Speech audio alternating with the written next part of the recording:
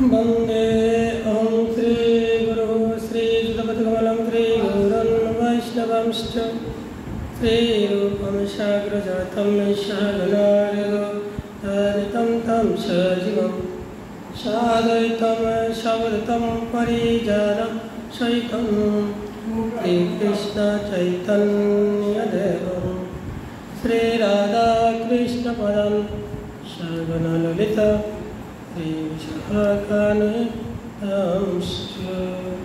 पंचतत्त्वात्मकं कृष्णभक्तरूपस्वरूपकं भक्तावतारभक्ताख्यं नमामि भक्तशक्तिं वन्दे तुलसीदेव्या एते सर्वसच्चि कृष्णभक्तिप्रदेवी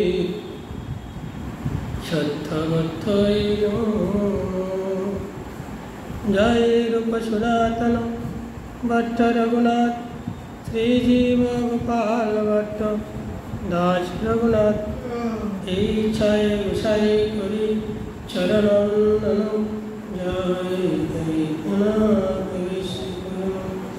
हरे कृष्ण कृष्ण कृष्ण हरे हरे हरे राम राम राम हरे हरे हरे कृष्ण कृष्ण कृष्ण हरे हरे हरे राम राम राम हरे हरे पिताई हरि जय जय श्री राम कृष्ण।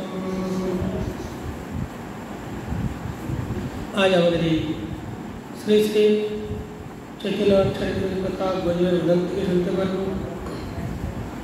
में निवेदन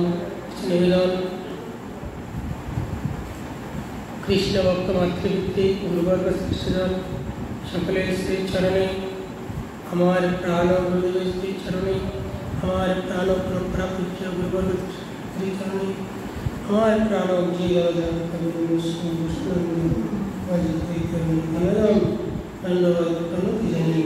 कृपा प्रार्थित है।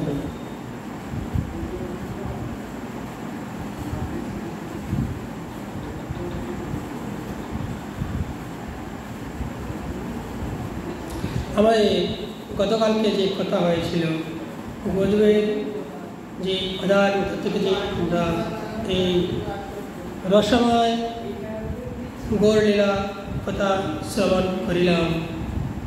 তো এই রসময় লীলা হচ্ছে খুব দুর্লভজনক। লীলাটা কেমন বলছেন?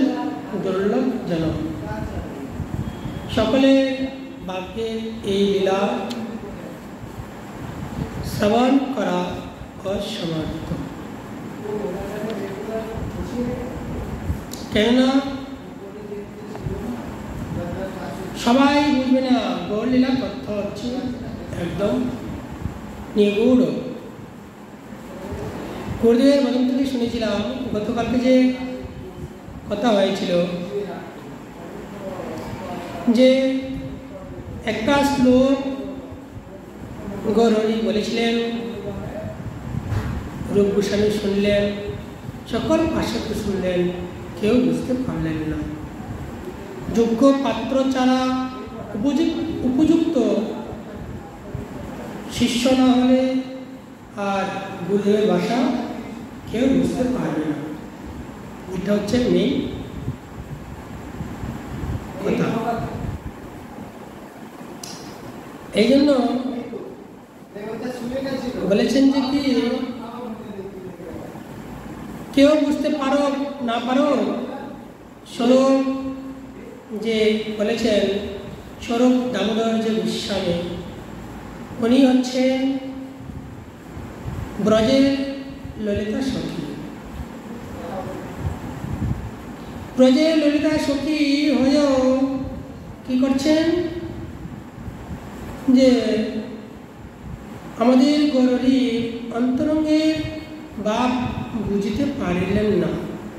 কিন্তু যে এই রূপমঞ্জরী যে রূপ গোস্বামী উনি কি করলেন, এই গৌরহরির মনের ভাব বুঝে প্রকাশ না করে ওনার কুঠিয়াতে গিয়ে তালপত্রতে এই যে মন্ত্র বললেন গরুড়ি মন্ত্রকে ব্যাখ্যা করিলেন। তখন ব্যাখ্যা করে খুব সুন্দর করে চালে মাঝে গুজে রেখে দিলেন। এই কথাই আমাদের গতকালকে গুরুদেব বেদন থেকে শুনতে পাচ্ছিলাম। আজকে বলছেন হরিদাস ঠাকুর আর রূপ সনাতন জগন্নাথ মন্দিরে নাহি যায় তিনজন, অর্থাৎ তিনজন এই জগন্নাথ মন্দিরে না যাওয়ার কারণ কি সেটা আমাদের আগে জানতে হবে।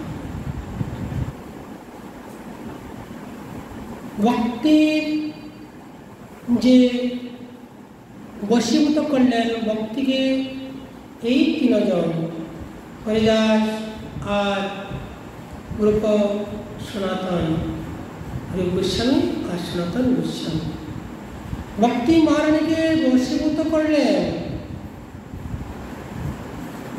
ভক্তি দ্বারা কি করছে? দৈন্যতা দেখাচ্ছে, না আমরা অযোগ্য, যোগ্য নয়। যোগ্য যদি হতাম তাহলে আমাদের প্রাণনাথকে জগন্নাথকে দর্শন করিতে যেতাম। কেননা আমরা দর্শন করার যোগ্য নয়। আর যে কোনো কারণবশতে যদি জগন্নাথের সেবায় কিংবা পূজারী যদি ছুঁয়ে দেন তাহলে অপবিত্র হয়ে যাবে। অপবিত্র হবে বলে কি করছেন? জগন্নাথের মন্দিরে দ্বারে কাছে যেতেন না। মহাপ্রভু জগন্নাথের উপলভ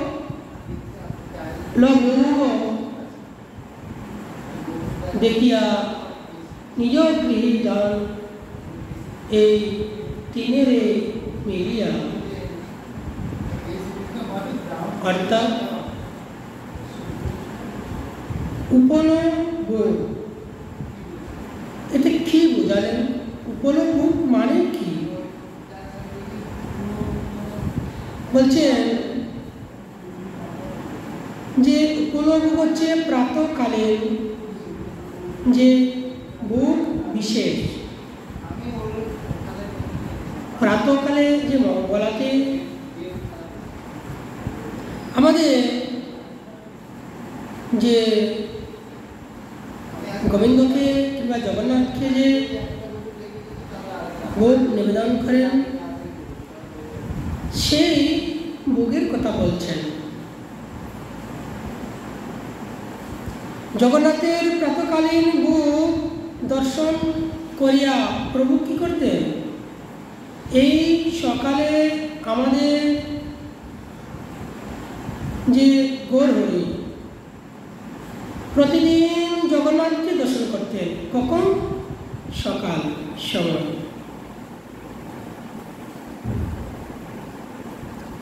সকাল সময় জগন্নাথকে দর্শন করিবার পর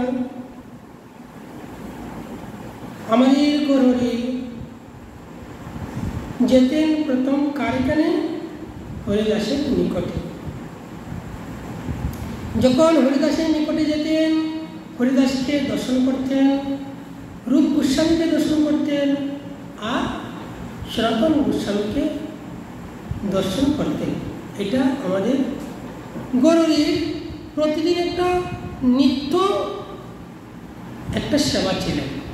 নিত্য প্রতিদিন আমাদের গৌরহরি তিনজনকে দর্শন না করিয়ে থাকিতে পারতেন না।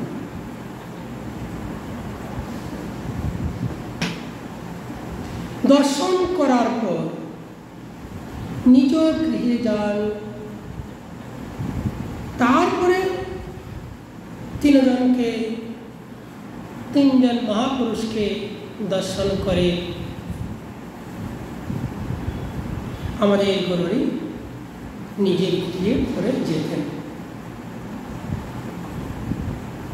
এই তিনজনের মধ্যে যবে তাকে যেই জন তারে আসি আপনি মিলে প্রভু নিয়ম, এটা আমাদের গুরুরির নিয়ম ছিল। কি নিয়ম এখন বলছে, যত সময় তিনজনের সঙ্গে না মিলিত হতেন, তিনজনের সঙ্গে যদি দর্শন না হতেন, তাহলে প্রভু গৃহে ফিরতেন না। প্রভু একটা নিয়ম করে নিলেন। কি নিয়ম বলছেন, ওরা হয়েছে আমার অন্তরঙ্গ ভক্ত, অন্তরঙ্গের ভক্ত, অন্তরের ভাব, অন্তরের কথা ওরা ছাড়া আর কেউ জানে না।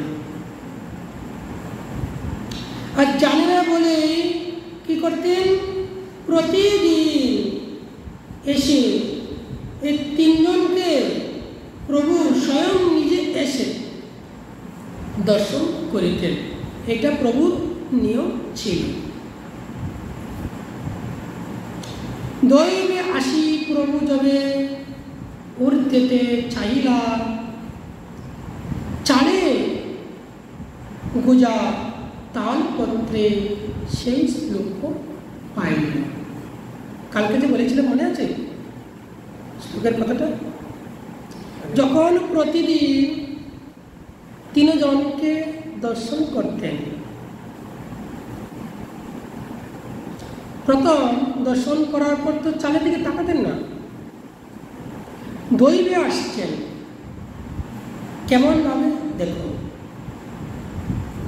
বলছেন প্রভু সেই দিন যখন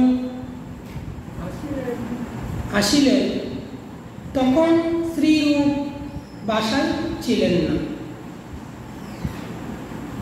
মানে কুটিয়ায় ছিলেন না।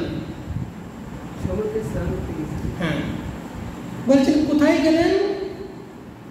তখন গেলেন মানে সমুদ্রে স্নানে। সমুদ্রে স্নানে বলেছিলাম না গতকালকে যে এই প্রভু কেমন ভাবে আসছেন, দৈব রাবে। কিভাবে? দৈব, দৈব, দৈবাত পঞ্চমী বলছে ঘরে ঢুকিয়া দৈবাত প্রভু চোখকে। ও দৈবাত মানে দৈব ক্রমে। চালের দিকে কে তাকায়? চোখ চলে গেছে। কেউ চালের দিকে তাকায়? হঠাৎ করে চোখে চলে, দৈব মানে হঠাৎ করে চলে গেল চালের দিকে নজরটা, বুঝতে পারছি? কিংবা দৈব ক্রমে কি হলো, আসলেন আর আমাদের রূপ গোস্বামী ছিলেন না সেই কুটিয়া। তখন হঠাৎ করে কি হলো, প্রভুর নজরটা চলে গেল উপর দিকে, চালের দিকে। চালের দিকে কি হলো, তখন প্রভু দেখিলেন, চালের দিকে তাকিয়ে দেখিলেন যে কি চালে একটা কিছু আছে, চালে এমন একটা কিছু আছে। দেখি তো চালে এটা কি, দেখছে তাল পাতা। কেন দেখো, আগে তাল পাতা দিয়ে লিখত, কালি দিয়ে তাল পাতায় লিখত, তাল পাতা এখানে কেন থাকবে? হয়তো বিশেষ একটা কিছু হয়তো এখানে আছে। যখন তাল পাতা হাতে নিলেন, দেখি তো তাল পাতাটা আমাদের কি লেগেছে। তখন তাল পাতা কি করছেন, আমার প্রভু হাতে নিলেন, হাতে নিয়ে দেখেছেন ওরে এটা তো আমার মনের কথাটা ও লিখে দিল এই তালপত্রের মাঝে। প্রভু মুখে জহ কোন মারো হর, এখানে তার মর্মাক্ষ পক, মর্মাক্ষ পক, মর্মাক্ষ পক দেখুন,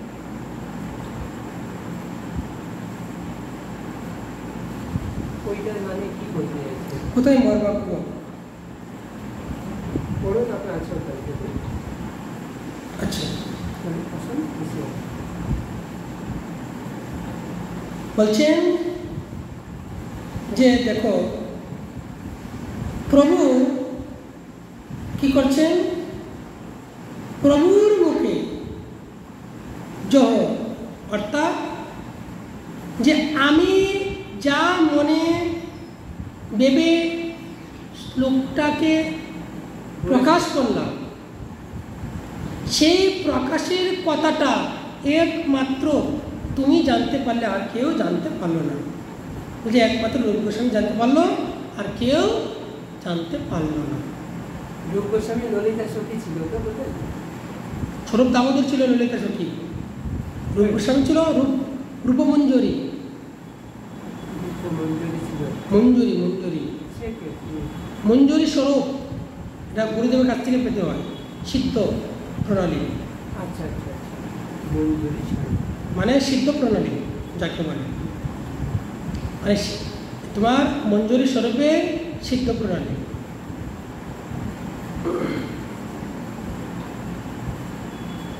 তো হইল কি, এই কথাটা যখন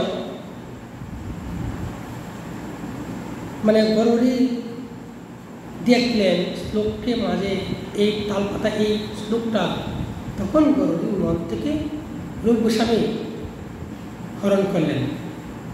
এটা আমার কাছ থেকে এটা কি করে হরণ করল, এটা আমার কথা, ও জানলো কি করে? শ্লোকটি শুনিয়া তাহার মর্ম জ্ঞাপক যে শ্লোকটি শ্রীরূপ লিখিলেন, জ্ঞাপক কথা বলছিল তো, মর্ম জ্ঞাপক বলছেন এই শ্লোকের যে মর্মটা, এই শ্লোকের যে অর্থটা সে কি করে জানল?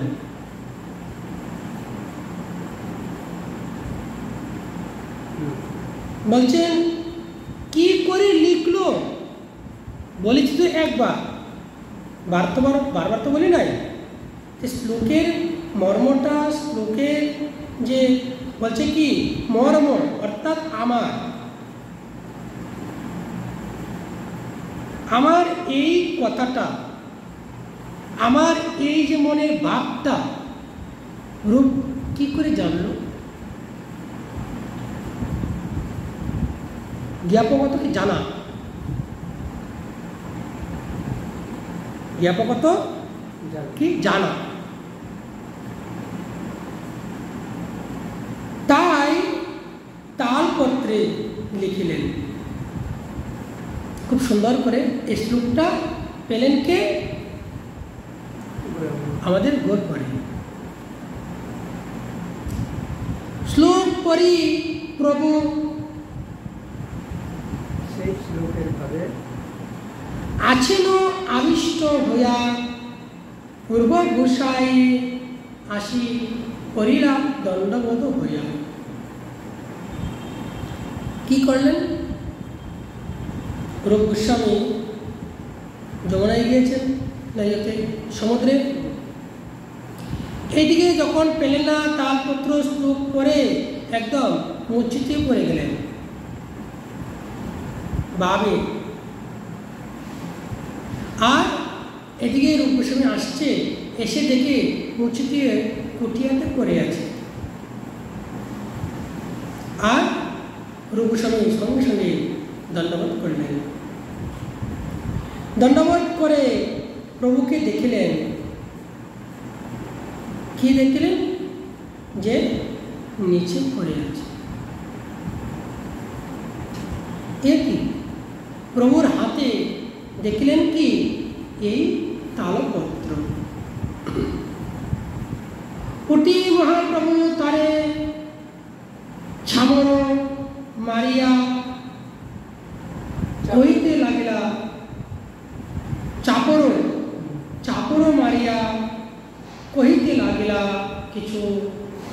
কোলেতে করিয়া।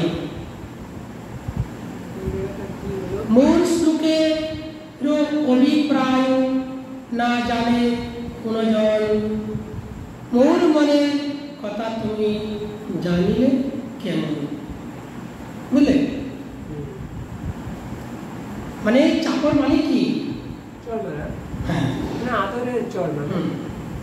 বলছেন শ্রীরূপ প্রণাম করলেন, প্রভু শ্লোক দেখে আবিষ্ট হয়ে পড়ে আছেন, কিছু চুটিয়া গেল। মনে হয় আমার কাছ থেকে কিছু ছুটিয়ে গেছে। কি ছুটিয়ে গেছে? রূপ। রূপকে আমি বুঝতে পারছি না, রূপকে, কিন্তু রূপ আমার মনের কথা জানতে পারল। প্রভু কিছু বায়ু জ্ঞান হইল, তখন তিনি উঠিয়া বাৎসল্যভাবে শ্রীরূপকে এক চাপড় মারিলেন। যখন বাৎসল্য জ্ঞান হয়েছে তারপর, বুঝলেন? হ্যাঁ, মানে রূপকে গালে মাঝে থাপ্পড় মেরেছে। তাহাকে স্নেহ ভরে কুলে তুলিয়া লইলেন। থাপ্পড় মেরে আবার আদর করছেন, আদর করে আবার কুলে নিলেন। কুলে নিয়ে কি করছে? কুলে করিয়া প্রভু তাহাকে বলিলেন, রূপ, কি অভিপ্রায়ে আমি যহ কোমর ধর? এই যে শ্লোকটা তুমি যে লিখিলে তাহা তো কেউই জানে না। এই যে শ্লোকটা তুমি লেখলে, তো এই শ্লোকের মর্মটা তো কেউ জানেই না, তাহলে তুমি কি করে জানলে আমার মনের এই ব্যথা? আমি তো তাহা কারো নিকটে প্রকাশও করি না। শ্লোকটা যখন আমি মনে মনে করছি, বলছিলাম, আমি তো কাউকে কেউ তো বলিও নয়। এই রথের সামনে আমি মনে মনে শ্লোকটাকে আমি উচ্চারণ করেছি, মনে মনে। একটা কি উচ্চারণ মানে কি? প্রকাশ, যাতে সবাই শুনতে পারে। হ্যাঁ, আর একটা কি মনে মনে উচ্চারণ, মানে আমি শুনেছি আর কেউ তো শুনে নাই। তাহলে তুমি কি করে জানলে? হ্যাঁ, তুমি আমার মনের কথা কি রূপে বুঝিলে আর কি রূপে জানিলে? এইভাবে এই রূপ স্বামীকে বলতে লাগলেন, রূপ, তাহলে কি তুমি কি সেই? তাহলে তুমি কি আমার সেই? মঞ্জুরি, তুমি ছাড়া আর কেউ আমার কাছে সহজে আসতে পারতো না, তাহলে তুমি তাহলে সেই, তাই না? রূপে খুব সুন্দর করে আমার গৌরবের কথা শুনছেন, আমার মনের ব্যথা, মনের দুঃখ, মনের জ্বালা একমাত্র তুমি জানতে পারলে, আর কেউ জানতে পারল না। এত বলি তারে বহু প্রসাদ করিয়া স্বরূপ গোসাইয়ের শ্লোক দেখাইল লইয়া।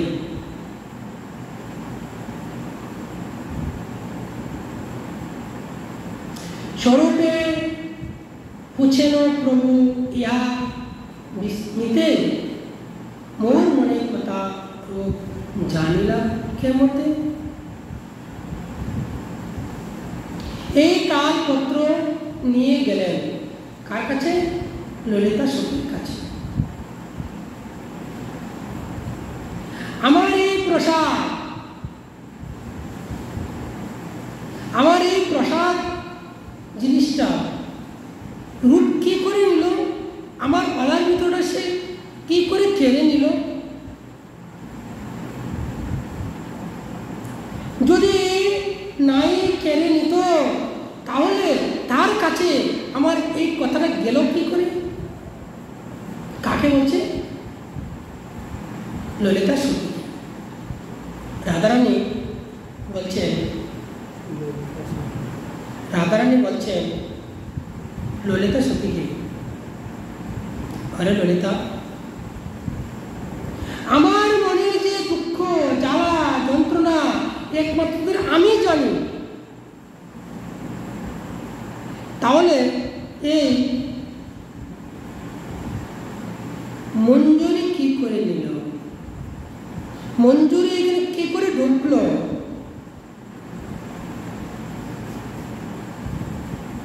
এই কথা ললিতার মুখে বলছেন, ললিতাকে জিজ্ঞেস করছেন, ওরে ললিতা, দেখো এখানে স্বরূপ যে দামোদর গোস্বামী, উনি হচ্ছে ললিতা সখী, উনি ললিতা সখী।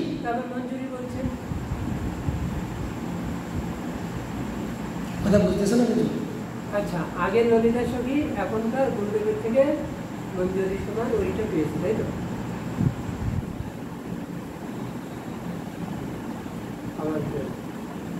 তোমার আগের নাম কি ছিল? আগের নাম কি ছিল?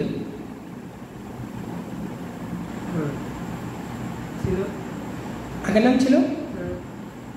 তোমার এখন নতুন করে জন্ম হয়েছে। এক ব্যক্তি, একই ব্যক্তি দাপর যুগে ছিল ললিতা সখী, কলি যুগে হলো স্বরূপ দামোদর। আগে ছিল স্ত্রীলিঙ্গ আর এখন হয়েছে পুলিঙ্গ। কি বুঝতে পারলেন? তা আগেও রূপ গোস্বামী ছিল স্ত্রীলিঙ্গ আর এখন হয়েছে রূপ গোস্বামীর কথা বলছি, রূপ গোস্বামী। রূপমঞ্জরি আগে ছিল রূপমঞ্জরি আর এখন হচ্ছে রূপ গোস্বামী। প্রকৃত পক্ষে সকলেই নারী। বাহ্যিক জগতে দেখা যাচ্ছে কি আমরা দেখতে পাচ্ছি স্ত্রী পুরুষ, বাহ্যিক জগৎ। আধ্যাত্মিক জগতে যাও, সব স্ত্রী, একজনই পুরুষ।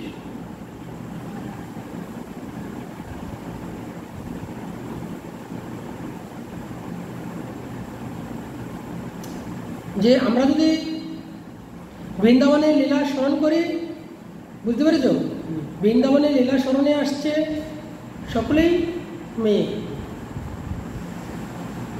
নবদ্বীপের লীলাতে যাও, সকলেই পুরুষ।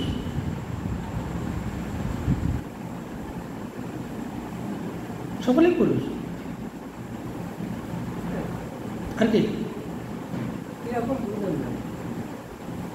ধীরে ধীরে বলবে, একবারে বলবে না, আস্তে আস্তে। আগে তো একবারে সব খেয়ে নিলে পেটে হজম হবে না, রাত্রে ঘুম হবে না তোমার করে, বুঝতে পারলাম? একবারে যদি সব বুঝে নেন তাহলে তো মনে করো সব তো হজম হবে না, মাথায় রাখতে পারবে না ধরে। কি না বুঝো না?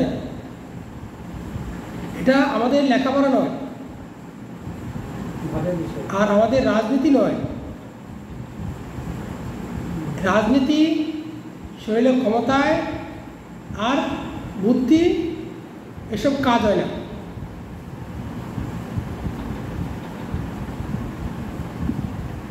এসব কাজ হয়, এসব ডুবে থাকতে হবে এটার মাঝে, তবে গিয়ে কাজ হবে।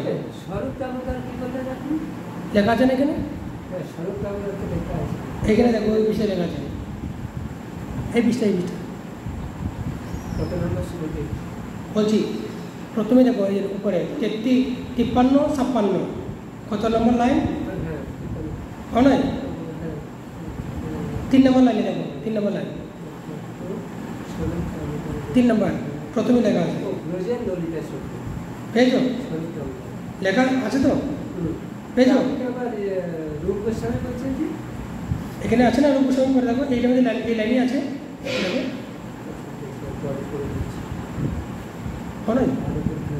পেয়েছো? রূপ গোস্বামী কি দেখো দেখছো?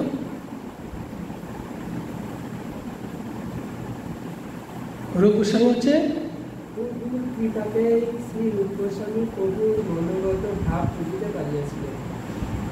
রূপ গোস্বামী কি বানাই?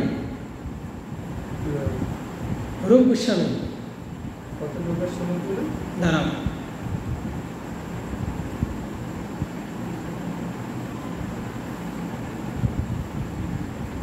রূপ গোস্বামী হচ্ছে এই যে দেখো 6 নম্বর লাইনে। 6 নম্বর লাইন।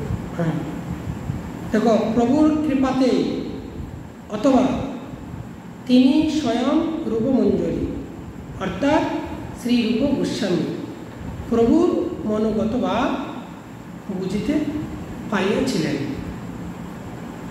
হয় চলেনে বুঝছো? চলান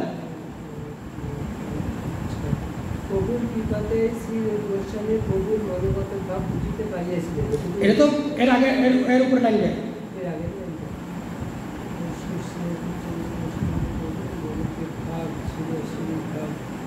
ওইটার সাথে এইটার একটু পার্থক্য আছে। ওটা সব লেখা হতো, এটা আরে লেখা আছে দেখো, এটা তো হুবহু লেখা আছে না বলছি এখানে ওইটা জানো, হুবহু লেখা আছে মানে এই দেখুন, দেখবো কি এটা সব লেখা এটাই বুঝলেন? একই লেখা আছে। কৃপাতে শ্রী রূপ গোস্বামী প্রভুর মনোগত ভাব বুঝিতে পারিয়াছিলেন।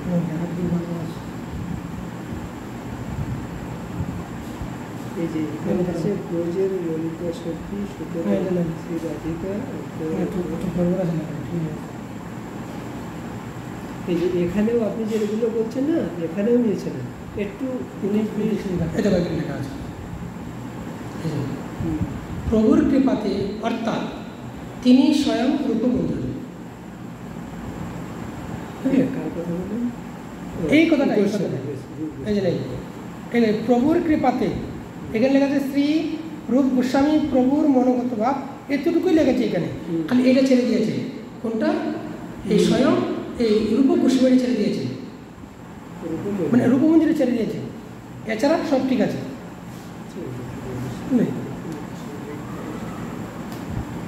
সেজন্য বলছে কি এই রূপমঞ্জরি হচ্ছেন রূপ গোস্বামী, বুঝতে পারলে? এখন মানে কিছু তো ও ছেড়ে দিয়েছে, ঠিক আছে। তা আমরা কি জানতে পারলাম? তো খুব সুন্দর করে যে বললেন যে অরে ললিতা, তো কি করে আমার মনের কথা ও জানতে পারলো? কাকে জিজ্ঞেস করছে? ললিতাকে। এদিকে যদি যাই, মহাপ্রভু জিজ্ঞেস করছেন স্বরূপ দামোদরকে। স্বরূপ দামোদর বলছেন, আচ্ছা তুমি বলো তো এই রূপ কি করে জানলো আমার মনের কথাটা?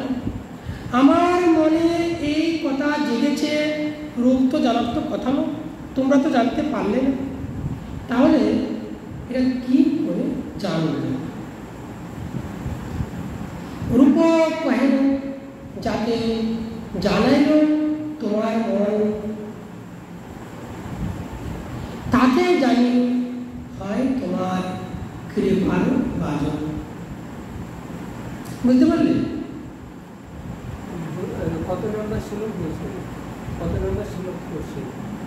66 উপরে চলে গেছে, উপরে একদম উপরে লাইন, প্রভুর কথা শুনিয়া উপরের লাইনে বলেছে। হ্যাঁ ওটাই তো 66 তো বলছে স্বরূপ কহেন যাতে জানাইল তোমার মন, তাতে জানি হয়। মেন শ্লোক মেইন মন্ত্রটা তোমার কৃপা ভাজন। প্রভু গো, এখানে কি লেখা আছে শুনুন। প্রভুর কথা শুনিয়া স্বরূপ দামোদর বলিলেন, শ্রী রূপ যে তোমার মনোগত ভাব জানিতে পারিয়াছেন, তাহা হইতে বোঝা যায় যে শ্রীরূপ তোমার কৃপার পাত্র, তোমার কৃপাতে কাহারও মুখে কিছু না শুনিয়াও শ্রীরূপ তোমার মনোগতভাব জানিতে পারিয়াছে। বলে আপনি যেটা বলছেন না, অনেকটা এদিক ওদিক আছে। বলছে কি, বলছে প্রভু গো, যে আপনি কি আপনার মনের কথা সবাইকে জানতে দেন? কে বলছে এটা? স্বরূপ দামোদর।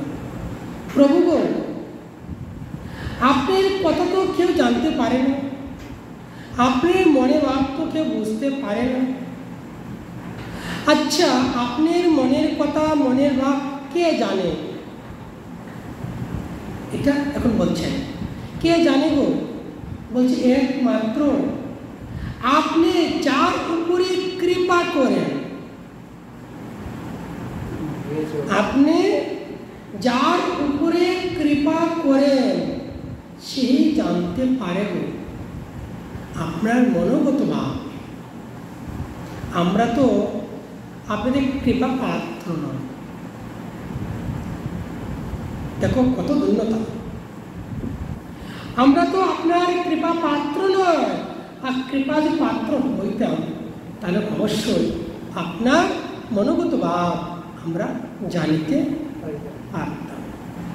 এই রূপ আপনার কৃপা ভাজন। ভাজন তো কি? কৃপা ধন্য। ভাজন কিংবা পাত্র, ভাজনত্ব পাত্র। ভাষা খুব কঠিন আছে বুঝতে গিয়ে। বাংলা ভাষাটা বলছে কৃপা ভাজন মানে কৃপা পাত্র। ভাষা এক আর বুঝতে গিয়ে আরেক, এই হচ্ছে বাংলা ভাষা।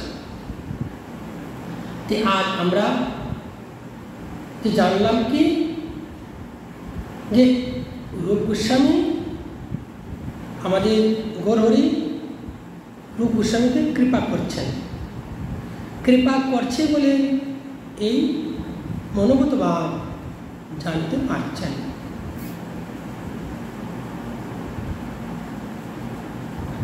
এখানে কি আসছে কথাটা?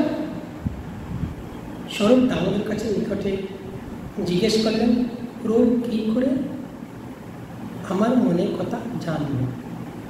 আজ এখানে আমরা এই শ্রী শ্রী চৈতন্য স্তবের কথা বিশ্রাম রাখবো। আগামী দিন আমরা আগামী প্রভু কি বলতে চাচ্ছেন, ঠিক আছে? জয় জয় শ্রী রাধে নিতাই